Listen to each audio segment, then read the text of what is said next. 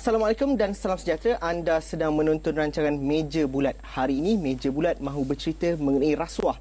Kerajaan nyata serius untuk memerangi rasuah. Ini dapat dilihat dengan salah satu daripada 6 NKRI dalam Pelan Transformasi Kerajaan. Salah satu daripadanya ialah memerangi rasuah. Hasilnya sudah nampak, kelihatan inisiatif ini sudah dilakukan, dan ini juga dapat dicatat atau dapat dilihat keberkesanannya melalui, kalau saya dapat kongsikan, daripada satu kajian daripada Global Corruption Barometer yang dilaksanakan oleh Transparency International, menunjukkan peningkatan besar yang bagi responden yang mengatakan bahawa tindakan kerajaan untuk mementeras rasuah adalah berkesan. Ini merupakan laporan pada bulan Disember 2010 yang lepas, di mana 48% mengatakan bahawa tindakan kerajaan memerangi rasuah adalah berkesan. Naik peningkatannya itu sebanyak 20% berbanding tahun 2009. Itu tindakan inisiatif yang telah dilakukan oleh kerajaan dan juga agensi penguatkuasaan dan sebagainya. Tetapi kita tidak dapat lari daripada persepsi yang telah lama dimomokkan ataupun boleh dikatakan stereotip kita terhadap agensi penguatkuasaan ini. Salah satu contoh kalau dapat kita lihat, apabila kita memandu, kita nampak satu kereta pesalah jalan raya ditahan oleh pihak penguatkuasa. Contohnya seperti contoh JPJ ataupun PDRM. Peserta pasti mengatakan bahawa mungkin tempoh ini adalah lebih lama ataupun itu menghantar isyarat bahawa sesuatu yang tidak baik berlaku. Ini dalam kata rasuah, dalam kata lain. Itu persepsi yang biasa kita perkatakan, stereotip yang sering kita berikan. Tetapi itu yang kita akan bincang hari ini. Kita bercerita mengenai rasuah antara persepsi rakyat dan juga inisiatif yang telah dilakukan oleh agensi penguatkuasa. Jadi saya ditemani oleh orang-orang hebat hari ini. Kalau saya boleh perkenalkan, di sebelah kanan saya iaitu Senior Assistant Commissioner Hashim Abdul Jalil, merupakan Timbalan Ketua Urus Setia KPN bahagian tata tertib daripada Bukit Aman PDRM. Di sebelah beliau Datuk Ismail Ahmad, merupakan Timbalan Ketua Pengarah Jabatan Pengangkutan Jalan JPJ. Terima kasih Datuk kerana sudi bersama kami. Datuk Khazali Ahmad, merupakan Timbalan Ketua Pengarah Kastam bahagian pengurusan. Turut menemani kami dalam meja bulat hari ini Puan Aloya Ahmad, merupakan Timbalan Ketua Pengarah Imigresen juga daripada bahagian pengurusan, dan orang penting SPRM-nya berada di sini iaitu Datuk Muhammad Syukri Abdul, merupakan Timbalan Ketua Pesuruhjaya SPRM Malaysia. Jadi kalau saya boleh mulakan diskusi kita, mungkin kita lihat, kita macam saya katakan tadi, kita kerajaan sudah ada inisiatifnya, sebahagian daripada NKRA dan sebagainya. Tapi dalam masa yang sama, bagaimana kita melihat, SPRM sendiri melihat keberkesanan pelaksanaan inisiatif dan yang dilakukan selepas adanya NKRA, dan juga mungkin Datuk boleh kongsikan juga bersama kita keberkesanan SPRM dalam penguatkuasaan dan juga bergerak selepas dinaik taraf sebagai Suruhanjaya berbanding BPR satu ketika dahulu. Datuk, silakan. Okey, terima kasih Encik Zul. Okey, seperti yang kita sedia maklum bahawa dulu SPRM dikenali sebagai BPR. Tapi bermula pada 1 Januari 2009, SPRM bertukar nama menjadi Suruhanjaya Pencegahan Rasuah Malaysia. Salah satu perubahan yang paling besar yang ketara dalam SPRM ialah dari segi kita memperkenalkan mekanisme check and balance. Ini adalah salah satu cara di mana kita nak mengatasi masalah persepsi. Di mana dalam check and balance ni dalam SPRM terdapat 5 jawatankuasa yang terdiri daripada 44 orang profesional daripada orang luar yang melihat kerja-kerja SPRM. So dia tak timbul isu bahawa SPRM tutup kes, tak jalan siasatan. Sebab 5 jawatankuasa ni akan memastikan bahawa SPRM betul-betul menjalankan tugas dengan telus dan profesional. 5 jawatankuasa ini yang pertamanya Lembaga Penasihat Pencegahan Rasuah, yang dulunya dipengusikan oleh Tun Hamid, tapi sekarang diganti oleh Puan Sri Zaitun. Tugas lembaga penasihat untuk menasihat polisi SPRM. Yang kedua, kita ada jawatankuasa khas mengenai rasuah, terdiri daripada ahli-ahli parlimen. Ahli parlimen ni daripada parti kerajaan dan juga parti pembangkang. Seluruhnya. Dan dia orang ni melihat dan beri nasihat juga terhadap kerja-kerja SPRM. Yang tiga ialah jawatankuasa aduan, di mana jawatankuasa aduan ini akan memastikan bahawa pegawai-pegawai SPRM menjalankan tugas dengan penuh profesional. Kalau ada salahku, jawatankuasa ini akan akan memantau supaya tindakan diambil pada pegawai SPRM supaya tidak lakukan salahku. Dan yang seterusnya ialah panel yang keempat, itu panel operasi. Ini satu panel yang amat penting dari segi penyelenggaraan operasi, di mana panel ini akan memastikan bahawa, contohnya, termajukan bahawa semua kertas, semua kes-kes yang tidak dituduh kena bentang. Mesti bentang pada panel ni. Dan panel ini bukan sebarang panel. Terdiri daripada lawyer, daripada auditors, daripada badan-badan korporat yang hebat-hebat. Memang dia punya ni orang-orang yang very renowned, yang terkenal. So kalau kita tak tuduh, kenapa tak tuduh? Ada bukti, kenapa tak tuduh? So dia minta kita kaji balik kenapa tak dituduh. Dan ada kes di mana kes yang DBP buat keputusan tak tuduh, tapi dia orang ni minta dikaji semula dan dituduh kemudiannya.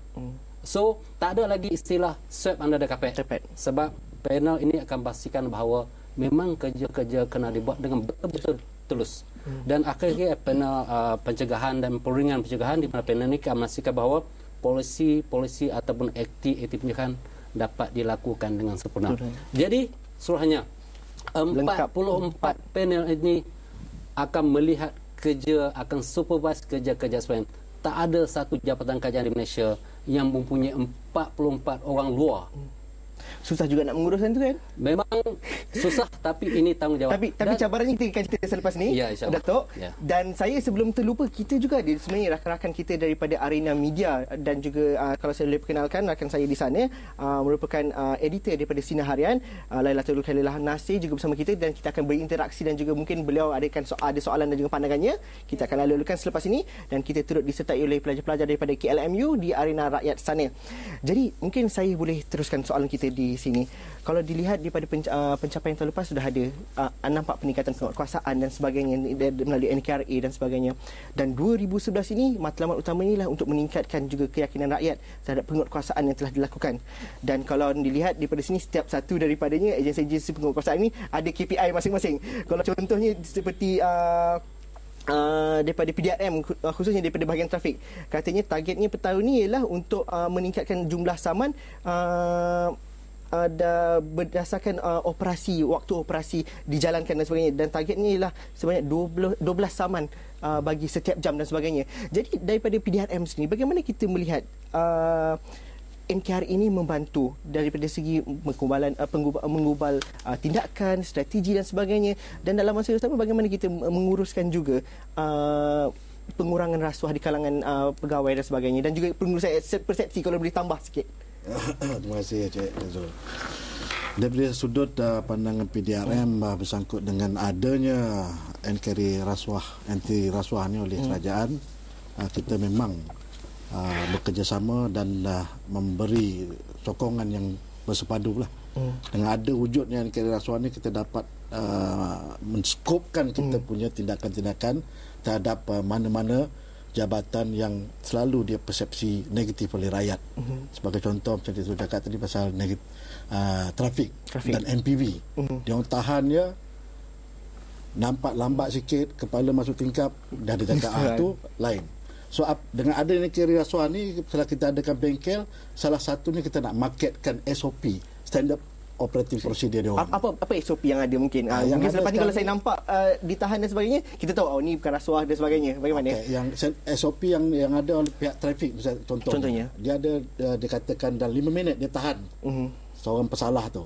Dalam 5 minit tu dia mesti tegangkan apa kesalahan dia, dia mesti ambil kedudukan dia tak boleh masuk kepala dia dalam apa, ataupun dia buatlah 2-3 minit tu baru keluarkan saman. Dan dia tanda tangan. Bila rakyat orang luar tengok, kalau dia tak ikut benda ni, bila kita dah marketkan benda ni, kita wawarkan melalui NKRA ni, kita pihak tata tertib akan jalan kesesatan. Dan inilah cara kita untuk memberitahu rakyat dan mengurangkan persepsi bagaimanakah persepsi rakyat selama ini terhadap profesional polis ni. Kita dapat elakkan dan kita naikkan balik imej kita supaya anggota polis ini dipandang sebagai betul-betul kuasa yang terulung di Indonesia.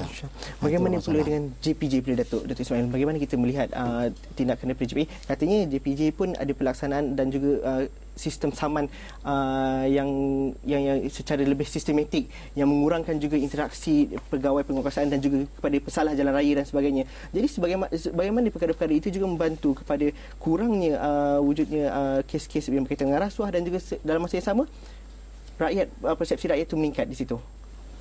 Okey, jadi salah satu yang menyebabkan boleh ada laku rasuah ni apabila kita hubungan di antara pegawai-pegawai penguatkuasa dengan orang ramai lah, dengan publik. Jadi bagi mengurangkan perkara ni, salah satu langkah JPJ ialah mengadakan pengkomputeran semula.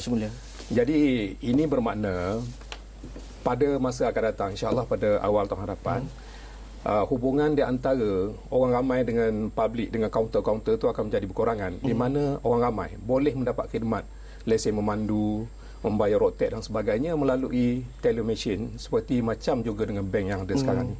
Maknanya tekan, dia boleh ambil itu tanpa berdepan dengan orang ramai. Ada kios dan sebagainya. Ada kios dan sebagainya. Jadi lebih mudah.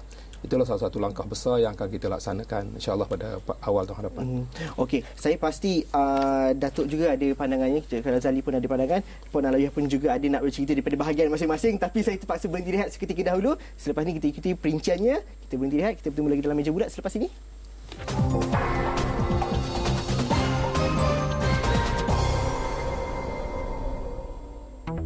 Friday. Tune into Gadget Nation for the latest in technology. Preview and review of some of the latest gadgets and video games. Interview with tech enthusiasts and experts. If you love gadgets like we do, join hosts Adam Carruthers and Avery Score at Gadget Nation every Friday, 9:30 p.m. exclusively on Astro Awani. Dunia adalah perhiasan dan sebaik-baik perhiasan adalah wanita soleha. Muslimat sekalian, bersedia untuk menyertai siri pencarian terbaru Astro Oasis. Ustazah pilihan. Pastikan anda mempunyai ciri-ciri berikut. Hadirkan diri pada tempat dan masa tertera. Ustazah pilihan di Astro Oasis, inspirasi sanubari.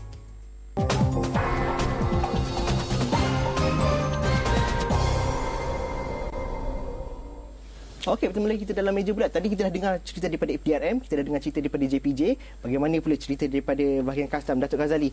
Bagaimana meningkatkan persepsi satu perkara, tetapi dalam masa sama inisiatif sudah dirangka, strategi sudah dibuat, pelaksanaannya bagaimana? Bagaimana daripada pihak custom? Pertama-tamanya saya mengambil kesempatan untuk mengucapkan terima kasih pada pihak Astro Awani kerana menjemput jabatan untuk bersama-sama di meja bulat ini untuk membincangkan satu topik atau perkara yang penting kepada kita. Jadi dari segi persepsi tadi saya ada sebut bahawa menguruskan persepsi bukan satu benda yang mudah. Jadi kita perlu berhati-hati, perlu dengan waspadanya macam mana kita nak memastikan supaya persepsi orang terhadap kita tu makin hari makin baik, daripada yang buruk kepada yang baik.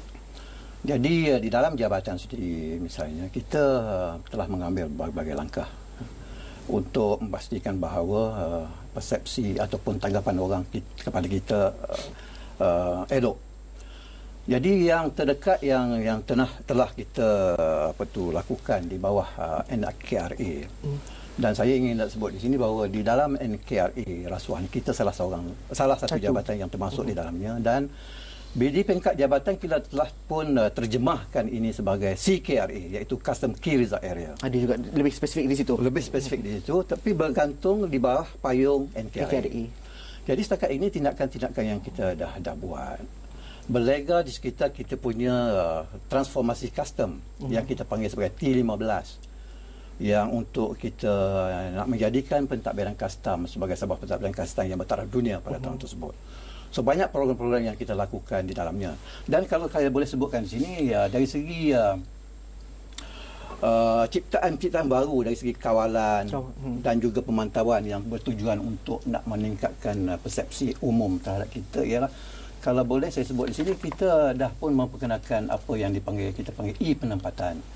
Iaitu kita nak menentukan di mana hot job, di mana hot spot, di mana hot staff yang kita ada, supaya kita dapat mengawal atau memantau kita punya 13,000 kaki tangan ini dengan lebih efisien secara elektronik. Itu satu dari segi sumber manusia. Kedua, kita juga dah pun mewujudkan apa yang kita panggil sistem taksiran secara OSO secara elektronik yang kita panggil e-kira, yang kita cipta secara dalaman oleh orang kita sendiri. Untuk memastikan bahawa penumpang-penumpang yang datang dari luar tu bila disampai KLA, dia know what to expect, dia tahu apa yang apa cukai dia nak kena bayar, sebab kita akan sediakan kios di situ. Mereka boleh cek, semak barang apa yang dibawa, barang tu bercukai tak bercukai, kalau bercukai apa kadar cukai. Dan dia nanti bila berjumpa dengan pegawai penaksir, dia dah tahu, dah sediakan awal-awal dah apa yang dia akan tahu, apa yang patut dia nak kena bayar. Keduanya kita ada juga secara elektronik kita wujudkan apa yang kita panggil e-tahan. So barang-barang orang yang bawa masuk, misalnya apabila penumpang sampai di KLIA atau di kargo, ada barang-barang yang kita perlu tahan untuk pemeriksaan lanjut, misalnya kita juga dulu rekodnya secara manual. Jadi manual ni macam-macam tafsiran orang boleh buat, persepsi kata mungkin rekod tak betul dan sebagainya. Kadang-kadang kesilapan biasa kesilapan biasa. Tetapi bila kita rekod secara elektronik ni, tidak siapa pun boleh membuat apa-apa perubahan. Jadi dari segi integritinya akan kekal di situ. Dan yang seterusnya kita ada juga satu sugat sistem yang kita panggil e-rampas, yang mana kita membuat pengurusan data rampasan kereta ni, yang kita banyak di seluruh negara yang kita ada ni, kita rekodkan dalam sistem ni supaya kita dapat trace daripada awal sehinggalah kereta berkenaan. Kalau perlu dipulangkan kepada orang yang kita rampas, ataupun kalau ada perlu disposal di pihak jabatan, kita ambil. Mana kata rekod tu boleh diteliti dan monitor dan sebagainya. Dan juga yang terbaru yang semalam saya lancarkan secara kebetulan di pejabat kita di wilayah persekutuan, apa yang kita panggil CVI, Sistem Custom Verification Initiative, iaitu sistem pengurusan risiko. Yang mana kita nak memastikan bahawa kita mempunyai satu sistem yang secara elektronik untuk memantau kita punya traders, kita punya agent dan sebagainya yang melakukan urusan dengan pihak custom. So ini merupakan inisiatif yang kita ambil untuk kita memastikan bahawa persepsi rakyat itu kepada kita diperbaiki. Persepsi diperbaiki, dalam masa sama cara kerja juga lebih efisien, dan kita sebagai pelanggan dan sebagainya, sebagai rakyat juga merasakan bahawa nampak keberkesanan yang berada di situ. Bagaimana dengan immigration Pulau Aloyah? Kadang kalau kita dulu nak buat pasport mungkin lama dan sebagainya, tapi sekarang ni pakai kios, pergi pagi mungkin dalam makan 3 hari sejak semua dah siap dan sebagainya. Itu salah satu daripada inisiatif, tapi daripada persepsi dan keberkesanan dan sebagainya bagaimana? Okey, terima kasih Cik Zul. Bismillahirrahmanirrahim. Okey, seperti mana Yang Bagi Datuk, tuan-tuan dan sidin maklum, Jabatan Immigration juga adalah merupakan sebuah jabatan yang berurusan dengan publik, dengan orang ramai. Jadi memang kita tidak dapat mengelakkanlah dari segi persepsi orang ramai. Bila sebut Jabatan Immigration, dia mengatakan bahawa memang terlibat dengan rasuah.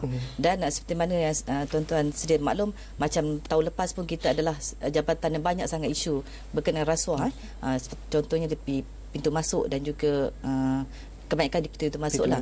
Jadi sekarang ni kita Jabatan Immigration telah pun mengadakan beberapa program transformasi jabatan di mana kita cuba mengurangkan hubungan pegawai immigration dengan orang ramai. Jadi itu antara satunya adalah yang pengeluaran pasport. Kita telah kurangkan daripada 2 hari kepada 1 jam sekarang. Dan pada masa sama juga kita cuba mengurangkan hubungan antara pemohon dengan pegawai immigration. Jadi kita dah sekarang ni banyak program kita laksanakan secara online. Contohnya yang pasport tadi boleh pergi kat kios, ataupun kalau nak datang di pejabat pun boleh. And kita juga ada yang baru-baru ni kita ada juga laksanakan macam program e-payment. Dan kita juga yang kita dalam perancangan juga kita ada macam ideas, itu permohonan pembantu rumah. Jadi dia mohon melalui online, tidak perlu datang ke immigration. Dan kita juga macam di pintu-pintu masuk, kita juga ada kita punya inisiatif kita untuk mengurang sebagai kawalan. Kita juga telah memasang CCTV pintu masuk, jadi untuk mengelakkan berlakunya tomahan atau komplain daripada orang ramai. Jadi untuk maklumat, setakat ini kita telah memasang sebanyak 246 unit CCTV di 17 pintu masuk. Setakat ni kita dapat bajet tahun lepas di bawah NKRA, dan kita telah pun memasang pada awal tahun ini. Dan di samping itu kita juga telah mempermudahkan kita punya prosedur kerja. Jadi tidak ada lagi orang kata red tape, hanky-panky apa semua, tidak ada. Jadi ini juga antara usaha kita lah. And then untuk makluman, kita sekiranya kita dapati bahawa satu-satu tempat itu adalah merupakan tempat yang panas katakan, kita juga mendapat kerjasama dengan SPRM dan juga dengan PDRM, Poly Raja Malaysia. Kita biasanya kita akan tempat tempat pegawai polis dan juga pegawai SPRM di tempat yang di tempat berkenaan. And then ada satu lagi yang kita rasa banyak yang komplain pasal immigration ni adalah disebabkan oleh kita banyak berurusan dengan ejen-ejen. Jadi kita tengok, kita dapati bahawa kebanyakan yang dikatakan pegawai immigration terlibat dengan rasuah, sebenarnya kita pegawai kita tidak apa mengambil rasuah, tetapi sebab kita punya urusan banyak melibatkan ejen. Jadi ejen-ejen ni kadang-kadang peringkat yang banyak dan sebagainya. Ya, ejen-ejen yang mengatakan, contohnya pergi masuk, kalau katakan nak kemudahan keluar masuk, dia katakan pegawai immigration nak duit, katakan sebenarnya apa yang berlaku adalah duit tu tak sampai pun pegawai immigration, tapi adalah sampai kepada ejen, tersekat di tengah, tapi dia telah menjual nama pegawai immigration. Contohnya dia macam kita tengok macam di Port Klang itu. Bila kita siasat, kita dapati bahawa kebanyakannya peranan dimainkan oleh ejen-ejen lah. Susah juga tu nak itu cabarannya juga. Ya, cabaran dan sebagainya.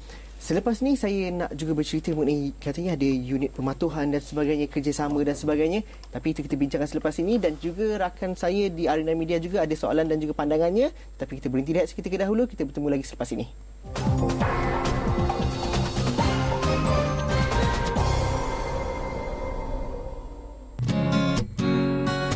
Saya gunakannya. Saya gunakannya. Saya gunakannya. Kami sekeluarga gunakannya. Lotion mustajab Junior Herbs memang mustajab. Jadikan ilmu sebagai permata berharga bagi membina sebuah keluarga yang bahagia. Dapatkan panduan lengkap dengan nilai-nilai suci keislaman. Buku terbitan Al-Hidayah House of Publisher. Setitis ilmu, sejuta makna. Sunday on Tamu Awani. Known as the travel goddess, she spends most of her time traveling. Man-eating tigers. Oh, okay. That's that good. Meeting up with fantastic people, tasting local cuisine. She definitely has the best job in the world. Hi, I'm Samantha Brown. Catch me on Tamu Awani, only on Astro Awani. Sunday, 9:30 p.m. only on Astro Awani.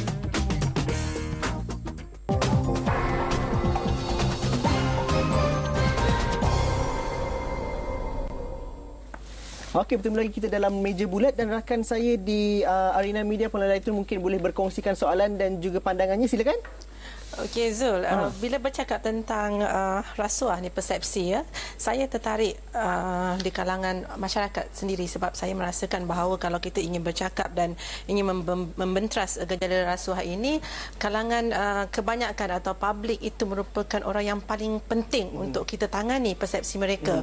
Dan bagaimana kalau kita hendak menangani jika satu keluarga yang sedang menaiki kenderaan tiba-tiba ditahan oleh pegawai tertentu, ya, saya tidak ingin menyebut pegawai mana, tapi ditahan oleh pegawai-pegawai tertentu, dan di dalam kereta itu ada anak kecil, ada anak yang masih bersekolah, dan mereka sendiri melihat transaksi itu berlaku. Jadi bagaimana, apakah cara yang sewajarnya perlu kita lakukan untuk mendidik publik ini sejak daripada kanak-kanak lagi supaya untuk mengatakan tidak kepada rasuah ini. Okey, terima kasih. Terima kasih Puan Laila. Mungkin Datuk boleh menjawab, dan saya mungkin juga boleh menambah satu perkara, ialah mungkin transaksi itu mungkin berlaku, tapi dalam satu perkara lain tidak ada juga segelintir yang menawarkan walaupun tanpa diminta satu perkara. Jadi bagaimana dalam satu aspek yang lain, pendidikan di kalangan masyarakat ini juga inilah yang pentingnya, kerana kalau tiada memberi, tak adalah perkara itu berlaku dan sebagainya. Bagaimana? Okey, terima kasih. Bagi saya yang penting publik kena faham. Jangan beri rasuah. Kalau kita melakukan kesanjang raya contohnya, so kita kena terima, kena akur bahawa kita melakukan kesalahan, kita perlu kena terima sama. Sebab bila kita contohnya kita buat kereta laju, so kenapa kita buat kereta laju? Satu, kita dah melakukan kesalahan. Yang kedua, kalau kita ditahan di saman, maka kita kena terima bahawa itu kesalahan yang kita lakukan. So jangan sekali-sekali kita beri rasuah. Sebab kalau kita beri rasuah dan anak-anak kita ada, dia akan menjadi satu perkara yang bukan satu perkara yang biasa. Dia akan menjadi bila anak-anak yang membesar kelak, dia kata, tengok ayah aku buat satu hari dia dulu, dia akan menjadi ikutan nanti. So it's not good untuk kita punya public. So nasihat saya, kalau kita lakukan kesalahan tu, maka kita terimalah hakikat bahawa kita melakukan kesalahan. So jangan sekali-kali berrasuah. itu saya nak sentuh yang tadi sikit Cik Zul, bahawa sebenarnya perkhidmatan yang diberikan oleh terutama agensi penguasa dari segi perkhidmatan memang dah banyak berubah, dah banyak baik. Contohnya macam JPJ, nak renew road tax 5 minit saja Cik Zul, pergi di kaunter atau pergi pejabat pos. Senang.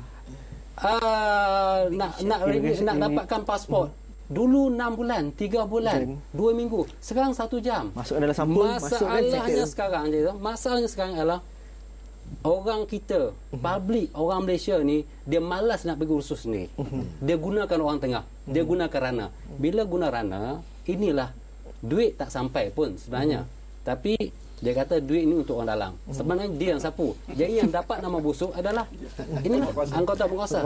So itulah pandangan saya, supaya kita perlu mendidik masyarakat pada awal lagi. Zul, jangan sekali-kali beri rasuah, sebab selagi ada pemberi, selagi itulah ada rasuah berlaku.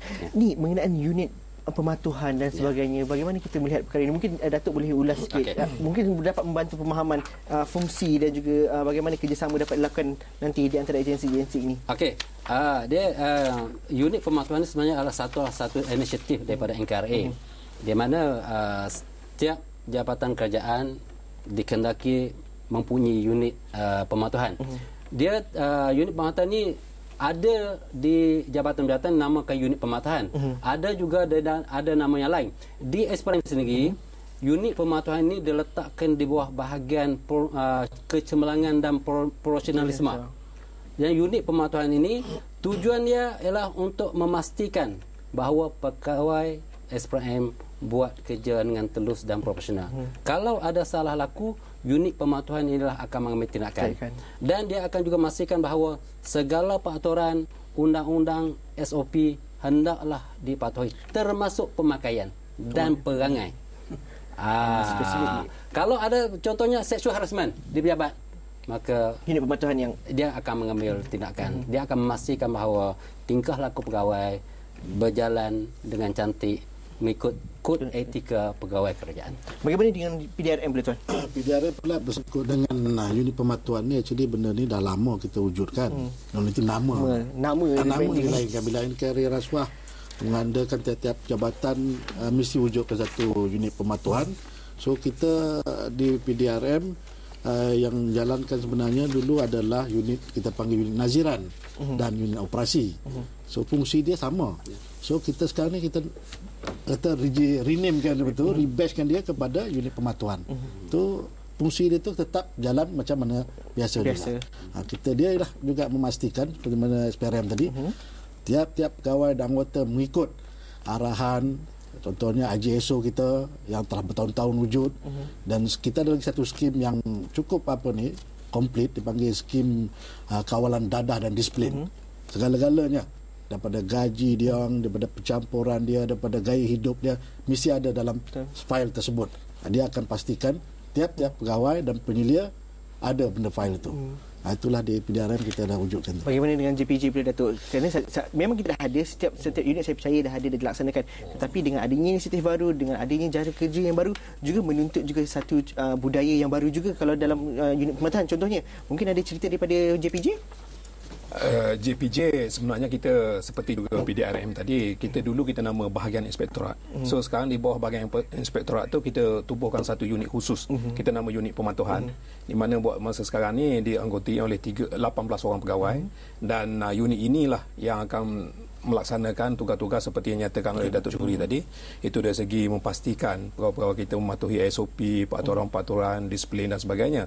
Dan satu lagi langkah juga kita ambil pada tahun ini, itu di peringkat negeri-negeri juga. Kita tubuhkan unit pematuhan di peringkat negeri ini dengan dianggoti oleh 4 orang pegawai kita, bagi memastikan benda ni dilaksanakan di peringkat akar umbi, di peringkat negeri dan sebagainya. Bagaimana pula cerita imigresen dan juga custom? Silakan. Terima kasih Cik Zul. Custom juga ingin berkongsi pengalaman kita. Custom ni mungkin berbeza sikit, sebab bila kita sebut unit pematuhan yang ada sekarang, dia sebenarnya berkait rapat dari segi kita punya core business, kerja kita lah. Contohnya selepas orang import barang masuk, and then kita ada semakan selepas itu. Ya, yang tu kita panggil unit pematuhan, iaitu pasca import yang akan pergi memeriksa balik apa-apa importation yang dibuat oleh. Tetapi yang dari segi kepegawaian ni, ya, yang saya fokus kita ni dari segi kepegawaian, kita memang dah ada wujud unit yang apa kita panggil cawangan pengurusan tata tertib dan prestasi, CPTT kita panggil. Dan apabila kita dah berkecimpung di dalam inisiatif NKRA ni, kita pun dah mula menubuhkan unit pematuhan integriti kita panggil. So kita tambah sikit untuk nak bezakan yang dari segi core business dan dari segi kepegawaian. So yang kita ada sekarang ni, yang kita dah wujud ni ialah unit pematuhan integriti untuk nak menjaga hak ehwal kepegawaian lah. Dan setakat ini kita mula menubuhkan unit integriti ni ialah pada 24 Disember 2010 itu. Mula-mulanya kita anggotakan unit ini dengan 6 orang pegawai. Tetapi yang idealnya, kalau tak salah, dari segi rasionya, satu pegawai kepada setiap 100 orang. Jadi kalau 13,000 pegawai kaki tangan kita ada, sepatutnya kita ada 130 orang lah dalam unit sekarang ini. Jadi matlamatnya jelas bahawa kita nak memastikan bahawa pegawai-pegawai ni actually mematuhi peraturan dan juga cara-cara bekerja mengikut SOP yang sebenarnya. Dan juga unit ini apabila beroperasi sepenuhnya nanti akan merupakan unit yang akan membuat pemantauan terhadap lifestyle kehidupan pegawai supaya mereka ni kita dapat pantau sebetul-betulnya agar mereka tidak hidup melebihi daripada pendapatan yang sepatutnya dan sebagainya. Yang sepatut dan sebagainya, kan. Jadi apabila ini beroperasi dengan baik, kita akan dapat memastikan segala perancangan kita dari segi kepegawaian ini dapat kita rencanakan dengan betul lah. Kawan-kawan saya di dalam kata nak pergi ke rehat terlebih dahulu, tapi saya nak dengarkan cerita daripada pengelola daripada Immigration bagaimana pula. Okey. Bagi Jabatan Immigration, kita sama juga State Custom. Sebelum ni kita memang pun ada satu unit tata tertib. Unit tata tertib ni adalah bagi menguruskan hal-hal bersangkutan dengan tata tertib lah pegawai immigration. Tapi disebabkan di bawah NKRA keperluan untuk mewujudkan unit pematuhan, jadi kita telah pun mewujudkan satu unit khas yang dikenali sebagai unit pematuhan pada 1 Julai 2010. Dan buat masa ini dia pun ada pejabat sendiri kita bagi satu pejabat sendiri dan direct di bawah ketua pengarah. Dan buat masa ini actually sebenarnya kita kalau si pejawatan kita memerlukan lebih kurang dalam 50 lah kalau asalnya, tetapi disebabkan oleh kekangan, jadi buat masa sekarang ni cuma diangkuti oleh 18 orang pegawai. Di antara bidang tugas unit pematuhan ni adalah menjalankan siasatan terhadap aduan-aduan terhadap anggota immigration. Dan dia pematuhan ini juga bekerjasama dengan unit tata tertib. Jadi kalau unit tata tertib tu kalau kes-kes yang tidak perlu siasatan mungkin unit tata tertib akan ambil alih, tapi kalau memerlukan siasatan kena turun ke ke lokasi, jadi kita minta unit pematuhan ni dia pergi ke sana dan buat siasatan. Jadi berdasarkan siasatan ni dia adalah perakuan sama ada berasas atau tidak, dan kalau berasas maknanya kita akan ambil tindakan tertib terhadap kes-kes berkenaan. Bukan senang untuk melakukannya pelaksanaan itu, tapi dengan kekangan daripada segi keanggotaan dan sebagainya. Mungkin selepas ini kita boleh perincikan juga dan kita ceritakan juga cabaran-cabaran yang dihadapi oleh setiap agensi penguatkuasaan dan juga daripada SPRM sendiri untuk bercerita mengenai cabaran untuk mengatasi rasuah dan dalam masa sama memberi respon kepada pemberi maklumat dan sebagainya. Itu akan kita bincangkan selepas ini. Kita berhenti lihat seketika dahulu.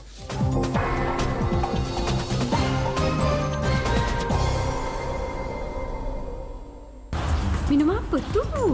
Inilah Gorgeous, suplemen pertama di dunia yang mengandungi stem sel apple, anggur dan CM glucan untuk kesihatan yang optimal. Gorgeous, pilihan kami. Chindia Rising. Listen to Professor Jag Seth, world-famous marketing guru and best-selling author, Tan Sri Rafida Aziz, former Minister of International Trade and Industry, Datuk Noharuddin Nordin, CEO of Matre, Datuk Dr. Paul Chang, founder of Help University College, and learn how China and India can benefit your business. July 25th, Matre KL. Isnin, Primawara membawakan Cik Manis, Teratak Kasih Mahanis. Kalau dia dah balik, kenapa beg tu tinggal? Atuk mantu tak suka duduk dekat. Jejaka J. Aku besar, sekat dah ni. Macam kenal lah suara you. Once upon a time, please. Drama-drama terbaik khas untuk anda. Isnin, hanya di Astro Prima.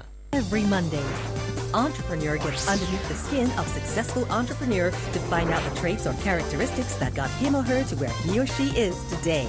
What I learned the most is that there is no overnight success. In any business, you got to do it step by step. If you're passionate about something, you make it work. If you're not, it's just a job. I think you need to develop yourself personally to understand your own capabilities. Find out if you have what it takes to be an entrepreneur. Every Monday, 9:30 p.m. only on Astro Awani.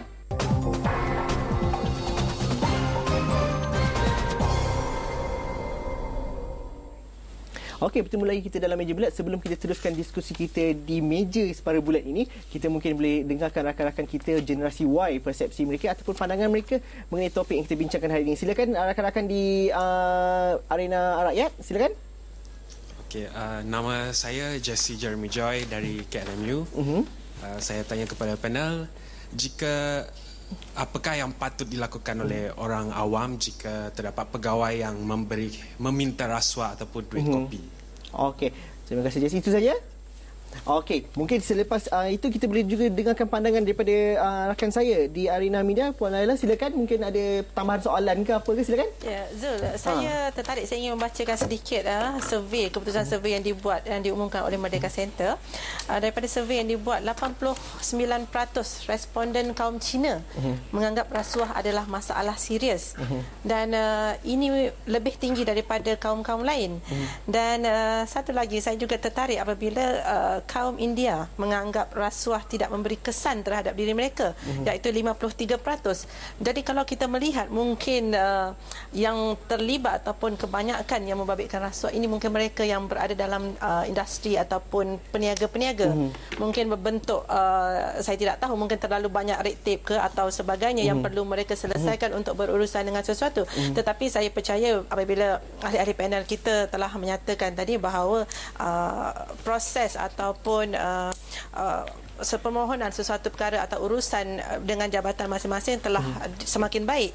Dan satu lagi, saya juga tertarik ingin berkongsi sedikit maklumat daripada kalau kita melihat barometer rasuah global 2010 yang mana 48% rakyat Malaysia percaya bahawa usaha yang dilakukan oleh SPRM itu telah berkesan, berbanding hanya 28% pada tahun 2009. Ya, 2009.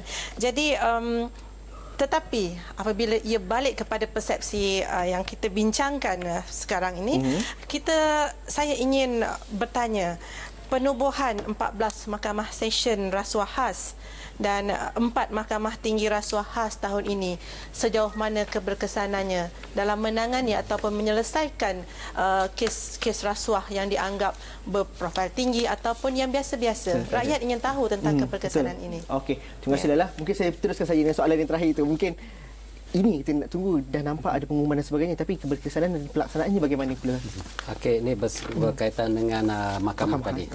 Okey, sebenarnya publik mungkin perlu tahu inisiatif yang dibuat oleh NKRI. Sebenarnya sudah banyak inisiatif yang telah dilakukan oleh NKRI, termasuklah penubuhan 14 mahkamah khas rasuah, itu di Shah Alam, di Kuala Lumpur, di Kota Kinabalu, Kuching, Seremban, di Melaka.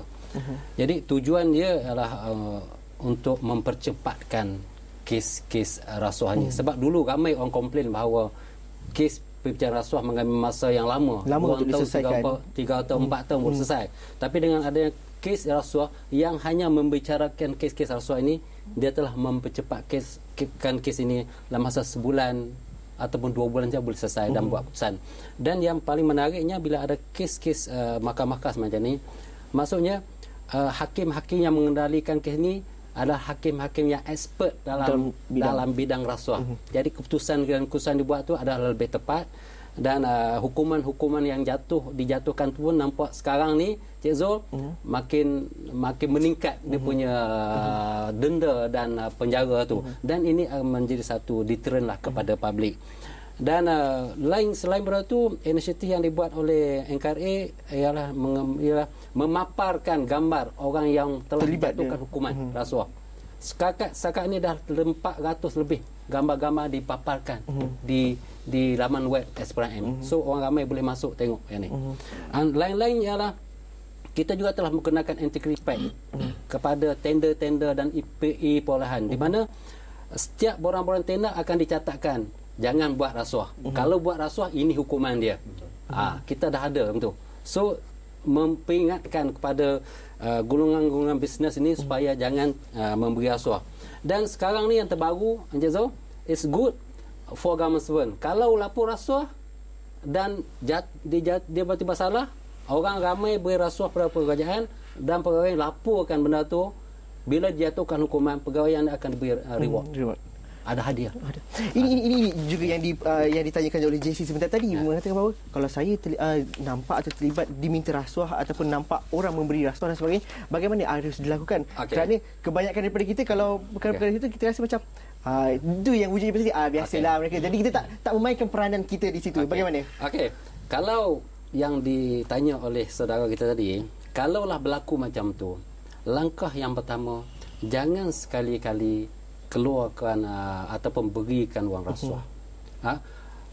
Minta jasa baik pegawai yang tahan kita tu, kalau boleh dibebaskan daripada saman, minta jasa baik dia, kalau boleh dengan budi bicara. Kalau dia kata tak boleh lepas, silakan saman, sebab kita telah lakukan rasuah.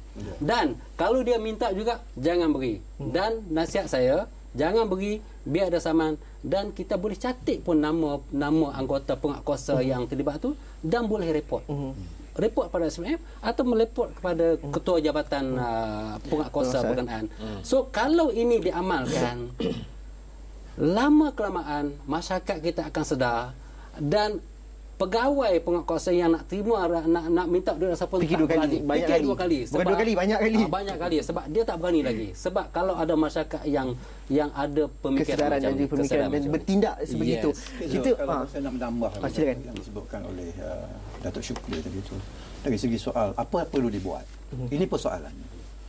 Bila apa perlu dibuat? Actually kedua-dua pihak. Kalau katakan saya pergilah kepada suatu, saya nak minta perkhidmatan, orang tu kata okey boleh perkhidmatan tapi sekian-sekian tak mahu. Okey. Dia ada satu cerita pula, dia pergi kepada perkhidmatan tu, dia memang salah lah. Dia nak minta favor daripada pegawai. So dua senario yang berbeza. Apa yang perlu dibuat sekarang ni dalam suasana kita nak mencegah rasuah dengan habis-habisan, kalau kita boleh zero sifar rasuah ni, maknanya kita jangan takut untuk melapor. Itu saya problemnya sekarang ni, orang yang kononnya pegawai minta rasuah ni jarang dia nak pergi melapor. Sebab mungkin dengan cara itu dia kata kalau aku buat macam ni, kemungkinannya perkhidmatan yang benar tu tak dapat. Jadi lapor. Macam saya pun di jabatan, kita bagi tahu dengan warga, kalau siapa-siapa yang cuba nak bagi rasuah, kita kata laporkan dan bagaimana tindakan yang diambil daripada pihak penguatkuasa juga, satu perkara yang lain. Tapi mungkin rakan saya mengatakan bahawa ada pandangan dan juga soalan daripada arena rakyat dan juga media, mungkin boleh kita lihat di sana. Silakan. Rakyat dulu, silakan. Nama saya Gerard Jude Angus dari KLMU.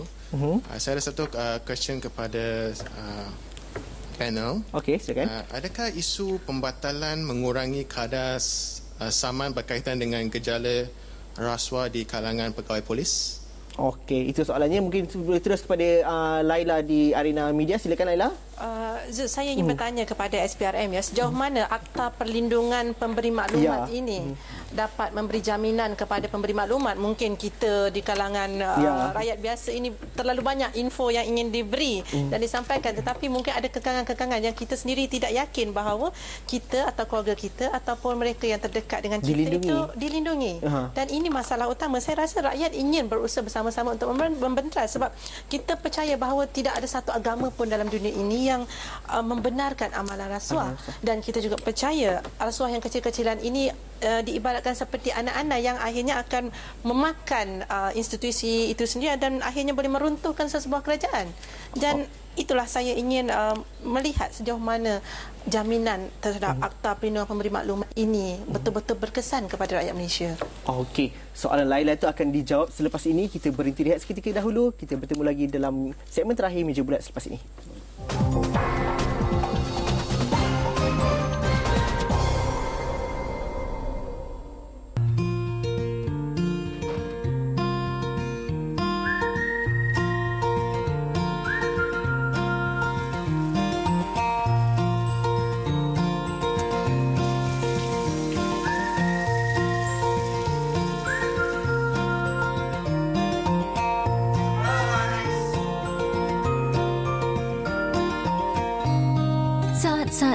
Astra bersama Joven. Program Bual Bicara menarik untuk tontonan anda.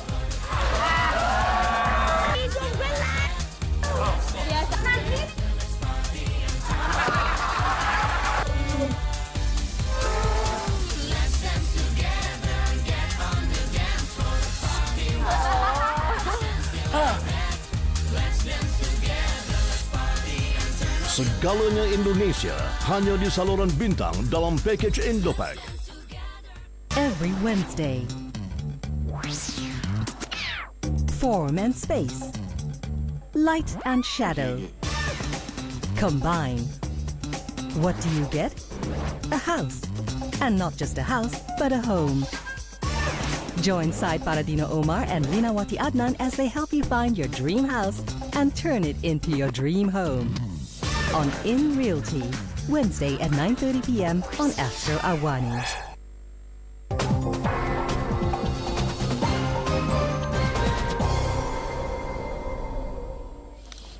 Okey, kita terus saja. Datuk, bagaimana akta pemberi maklumat dan sebagainya? Okey, terima kasih. Okey, akta pemberi maklumat ni dia berkuasa pada 1 Jun. 1 Jun 2011. Masih baru, masih panas lagi lah. Okey, tujuan sebenarnya akta pemberi maklumat untuk menggalakkan orang ramai datang supaya melaporkan perbuatan rasuah atau juga salah laku pegawai. So akta ni dia memang dia memberi jaminan. Sekiranya ada pegawai di jabatan berkenaan melaporkan bos dia terlibat dengan rasuah contohnya. So kita akan memastikan bahawa nama pemberi maklumat ini tidak akan didedahkan. Sekiranya dia tidak terlibat langsung dalam rasuah. Kalau dia menjadi saksi, itu lain isu. Jadi kalau dia memberi maklumat ini terhadap ketua jabatan atau pegawai kanan dia terlibat rasuah, tiba-tiba orang tahu bahawa dia ini yang melaporkan atau memberi maklumat, bahawa tugas agensi penguatkuasa itu hendaklah melindungi dia daripada dia ambil sebarang tindakan. Contohnya ambil tindakan tertib pada dia, ambil tindakan transfer pada dia. Kalau berlaku macam tu, maka jabatan berkenaan ataupun pegawai berkenaan yang ambil tindakan tu boleh dikenakan tindakan di bawah akta pemberi maklumat ini. Ini adalah satu akta yang memberi jaminan supaya orang ramai lapor rasuah. Dan saya nak kaitkan dengan apa yang berlaku di SPRM. Setiap tahun SPRM menerima 4,000 surat layang. Satu tahun. Satu tahun 4,000 surat layang. Kita terpaksa daripada 4,000 setelah ditapis kita membuka lebih kurang 1,000 fail. Dan kita terpaksa deploy lebih kurang 100 orang pegawai untuk 1,000 fail. Just imagine. Tapi ending ni Cik Zul, hanya satu saja kes atau dua saja kes yang boleh dibawa di mahkamah. Jadi dengan adanya akta pemberi maklumat ini, maka kita harap orang ramai tidak takut ataupun orang pemberi maklumat tidak takut lagi untuk datang memberi maklumat. Dan kita serius. Kita serius dan kita memberi jaminan bahawa pemberi maklumat ini akan diprotek daripada diambil tindakan ke atas mereka. Itu tadi kita bincang daripada awal. Kita ada penguatkuasaan, kita ada unit dan sebagainya, tapi masing-masing ada kekangan daripada segi pegawai dan contohnya. Jadi mungkin bagaimana daripada PDRM, bagaimana daripada JPJ Immigration dan juga Custom dapat mencari satu mekanisme atau kaedah yang sebenarnya apabila ada laporan salah laku, penyelewengan, ianya diberi tindakan dan juga dipastikan bahawa pemberi maklumat itu dalam masa itu memberi maklumat dan dapat meneliti dan monitor maklumat ataupun laporan yang dibuat itu dijalankan dan sebagainya. Bagaimana?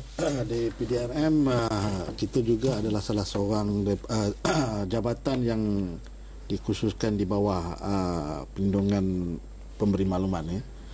Tapi masalahnya di PDRM kita ada kekangan sikit dari segi kefahaman tentang undang-undang itu sendiri. Yang keduanya pelaksana. pelaksana yang sama juga yang menjalankan tata tertib dan juga yang ini. Bagaimana itu? Bebas baru lagi. So dari situ kalau ikutkan akta tu dia kata kalau dia lapor kepada seorang pegawai yang dikhaskan, dia seorang saja yang boleh tahu. Pasal kita takut identiti dia dikesan. Kalau orang lain dapat tahu, orang yang diadu tu dapat tahu, itu yang jadi masalah. Kita yang nak pastikan sekarang ni, kita nak wujudkan satu unit yang khusus untuk ini. Setakat ini segala maklumat ataupun aduan yang dibagi dari surat, telefon, kita sasat, kita terima, tidak pernah kita tolak. Dan kita maklum balas pada dia yang kita dah terima laporan dia melalui internet, melalui telefon, walaupun surat tu tidak bernama. Kita sasat. Sasat juga. Bagaimana dengan JPJ? Kesukaran juga untuk meneliti dan juga menyiasat setiap satu laporan yang diberikan oleh masyarakat ataupun pegawai dan sebagainya. Okey, di JPJ kita seperti yang nyatakan oleh Datuk Syukri tadi, akta ni merupakan akta baru. Jadi JPJ juga sedang mengaturlah, tetapi dari segi tindakan yang paling baru yang kita buat ni ialah bagi memudahkan aduan-aduan dan mengambil tindakan ni, kita sedang menubuhkan call center. Yang ni selaras dengan sistem perkomputeran tadi. Kita menubuhkan call center di mana kita menyediakan hanya satu nombor saja, dan call center ni terdiri daripada 25 orang pegawai yang kita dah latih khusus untuk menerima aduan dan seterusnya melaporkan kepada pegawai-pegawai kita untuk mengambil tindakan susulan kepada laporan-laporan dan juga aduan-aduan yang kita terima daripada orang ramai. Okey, saya ada 4 minit lagi tinggal. Bagaimana Datuk Khazali dan juga Pak Aloyah? So Jabatan Kastam juga kita ada berbagai saluran lah untuk orang awam, juga termasuk kaki tangan atau pegawai memberi aduan kepada jabatan. Mereka sama ada boleh memanggil. Kastam memang dah wujudkan call center. We have a number, saya boleh mention di sini, 7806-7200 call center kita yang terletak di Kerana Jaya. Apa-apa aduan juga boleh hubungi. Kita juga ada toll free untuk orang menelefon kita. Okey. Dan juga kita ada email yang mana aduan@custom.gov.my, orang boleh bagi aduan dan sebagainya. Dan di dalam akta perlindungan pemberi maklumat yang sudah disebutkan tadi, jabatan juga akan meneliti perkara ini untuk kita laksanakan dengan sebaik mungkin. Dan kita harap, kita rasalah bahawa dengan adanya perlindungan kepada pemberi maklumat ini, ramai lagi sama ada orang awam atau even di kalangan kaki tangan sendiri akan beri maklumat tentang pesalah laku rasuah ini. Jadi saya rasa itu yang dapat memberikan ruang baru, semangat baru dan rasa keyakinan yang baru. Partisipasi itu diiktiraf juga untuk memberi maklumat dan sebagainya. Puan Ria, bagaimana? Kerana kalau kesukaran juga untuk melaksanakan siasatan dan sebagainya, tiada maklumat yang tiada aduan, maklumat itu tidak lengkap dan sebagainya, sukar juga untuk menjalankan siasatan dan sebagainya. Bagaimana di immigration sendiri? Bagi Jabatan Mission, kita memang kita ada bilik gerakan, yang mana bilik gerakan kita ni dibuka 24 jam lah. So kita ada pegawai bertugas. Tetapi pada masa sekarang ni, kita ada satu bahagian yang menguruskan semua aduan-aduan, iaitu bahagian komunikasi korporat kita. Bahagian kita wujudkan satu bahagian komunikasi korporat, di mana bahagian ini adalah bahagian yang khusus untuk menguruskan semua aduan. So bagi Jabatan Immigration, kita terima aduan daripada orang ramai. So aduan ni boleh melalui surat, boleh melalui email semua. And then kita juga ada aduan atau surat yang dikemukakan kepada BPA, Biro Pengaduan Awam, yang mana akan disalurkan kepada kita. And then kita ada satu sistem dipanggil iSPA. iSPA ni, so ini pun juga aduan-aduan yang mana akan dikumpulkan dan bahagian ini akan menguruskan.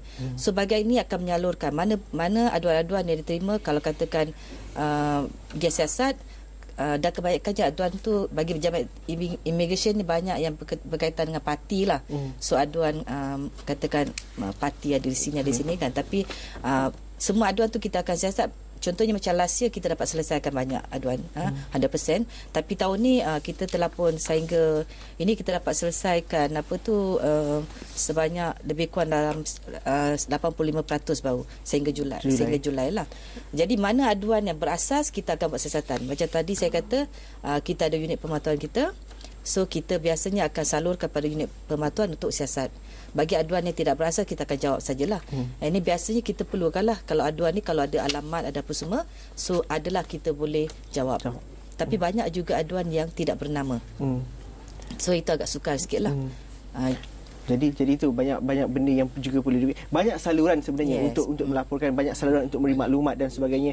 Dan kalau mungkin anda juga di rumah untuk mengetahui dan sebagainya, mungkin boleh terus saja ke laman web setiap agensi penguatkuasaan dan juga laman web SPRM sendiri. Terima kasih semua kerana sudah bersama kami dalam Meja Bulat pada minggu ini, dan terima kasih juga rakan di Arena Media dan juga Arena Rakyat. Sekian sahaja Meja Bulat hari ini. Assalamualaikum dan salam sejahtera. Terima kasih sangat, Atok. Terima kasih.